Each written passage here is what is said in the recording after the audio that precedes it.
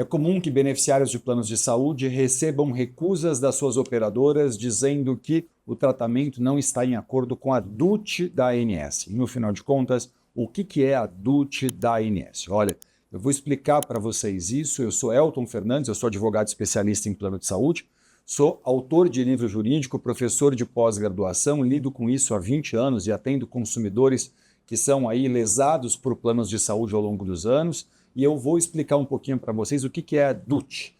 DUT significa Diretriz de Utilização.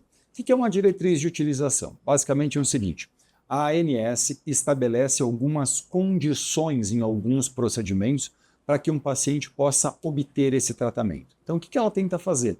Ela tenta basicamente diminuir a porta, ela tenta, na verdade, estreitar um pouco ali as condições de cobertura, a fim de que nem todo mundo que está indicado por um médico para esse tratamento possa conseguir esse tratamento. Então, a gente tem o anexo 1, o rol da ANS, que abre os tratamentos, e o anexo 2, que é essa DUT, que faz o quê? Tenta diminuir o alcance. Então, imagina, o anexo 1 diz assim, tal coisa tem cobertura. E o anexo 2, que é essa DUT, ele diz, mas isso só terá cobertura quando preenchidos os critérios X, Y e Z. E aqui está o grande gargalo da coisa toda. Por quê? Porque imagina o seguinte, um médico, ele se pauta pelo quê? Pela ciência. Um bom médico se pautará sempre pela ciência. E o que faz um bom médico?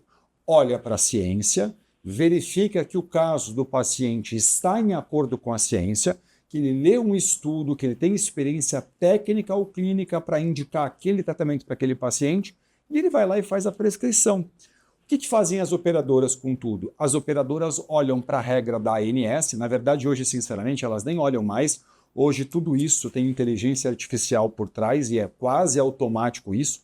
A inteligência artificial pega o relatório do médico, faz a leitura da regra, olha as condições ali e tal e tenta casar essas questões. Se não está em acordo, se a sua situação clínica não está em acordo com a regra da ANS, emite-se então uma recusa ao plano de saúde, o plano faz uma recusa dizendo não haverá cobertura porque o seu caso não está em acordo com a DUT da ANS.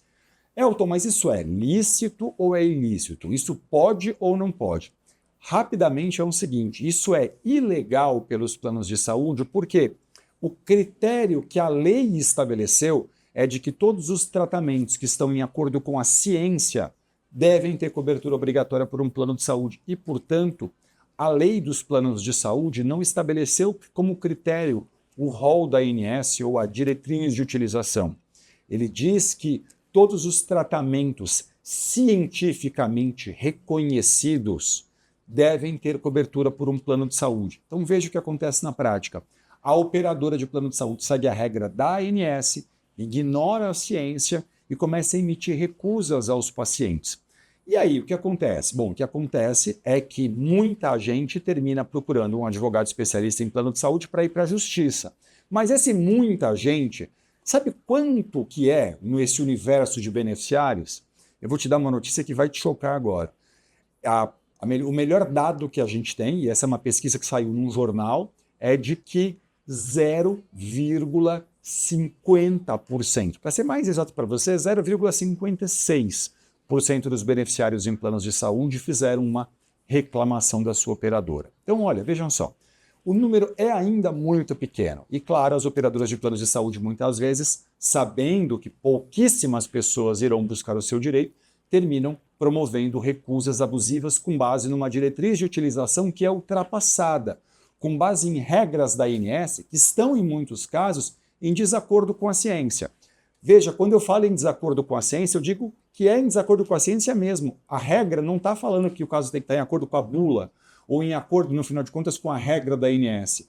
Nós estamos dizendo que a regra da ANS, em muitos casos, chega a contrariar a ciência. E isso quem diz são várias entidades de renome no Brasil, de órgãos aí que cuidam de questões médicas, por exemplo, o próprio CFM, de forma que o que você deve fazer numa situação como essa é buscar a ajuda de um advogado especialista em plano de saúde, a fim de que ele possa analisar o seu caso, entender as particularidades da sua situação, do seu contrato, se o caso, a fim de que você possa entender quais são as suas chances de obter a liberação desse tratamento. E hoje, Mesmo que você tenha que eventualmente mover um processo judicial contra o seu plano de saúde, isso é eletrônico, inteiramente eletrônico. Então não importa se você está numa cidade e seu advogado está em outra. Por qualquer desses aplicativos hoje, você pode fazer uma reunião com o seu advogado, uma equipe especializada vai ler os seus dados, vai ler os seus documentos, vai entender as particularidades técnicas da sua situação e vai prestar a você a melhor orientação. É por aqui ou é por ali? Qual é o caminho que você deve adotar eventualmente? Então, fale sempre com um advogado experiente e especialista em plano de saúde, porque a recusa de uma operadora de plano de saúde baseada na diretriz de utilização não pode prevalecer frente à lei dos planos de saúde, já que a lei é tecnicamente superior a esse rol, a essa diretriz de procedimentos, e a lei está dizendo que está em acordo com a ciência deve ter cobertura. Desejo a você muito sucesso. Me siga nas redes sociais, porque é nelas que eu conto para você tudo o que seu plano de saúde não quer que você saiba. Então, se for qualquer dúvida, deixe seu comentário. Eu espero você nas minhas redes sociais, porque para mim é sempre um grande prazer poder interagir com você. Muito sucesso e até o próximo vídeo.